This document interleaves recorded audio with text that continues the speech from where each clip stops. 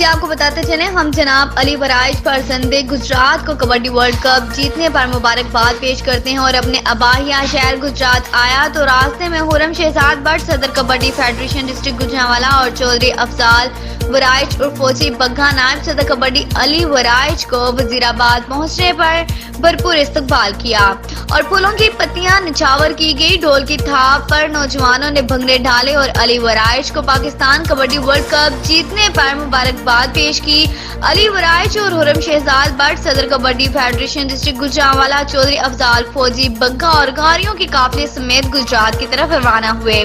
جہاں پر لوگوں نے علی ورائج کا جگہ جگہ استقبال کیا۔ گجرات ٹول پلازا پر کافی لوگ موجود تھے، وہاں پر بھی پھولوں کی پتیاں نچھاور کی گئی اور وہاں سے گاڑیوں کے قافلے سمیت علی ورائج کے آبائی گاؤں کٹل جناب پہنچنے پر لوگوں نے والہانہ استقبال کیا۔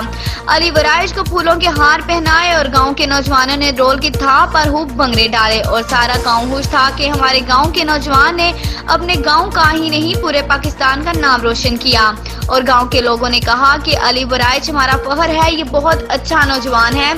اس نے کبڈی ورلڈ کپ میں بہترین کارکردگی دکھائی اور گجرات شہر کا نام بھی روشن کیا۔ اس موقع پر خرم شہزاد بٹ صدر کبڈی فیڈریشن ڈسٹرکٹ گوجرانوالہ نے کہا، جس طرح کبڈی ورلڈ کپ کا انعقاد پاکستان میں ہوا ہے، اسی طرح ہماری روایتی کبڈی کھیل کا نوجوانوں میں جنون اور حوصلہ بڑھا ہے۔ علی ورائج کے استاد افضال فوجی بگھا صاحب کو بھی مبارکباد پیش کی اور خرم شہزاد بٹ صاحب نے کہا عنقریب مرالی والا گاؤں میں کبڈی لیگ کروائی جائے گی، جس میں ورلڈ کپ کے انٹرنیشنل کھلاڑی بھی حصہ لیں گے۔ رپورٹ کر رہے ہیں اویس بشیر بٹ، نمائندہ گوجرانوالہ۔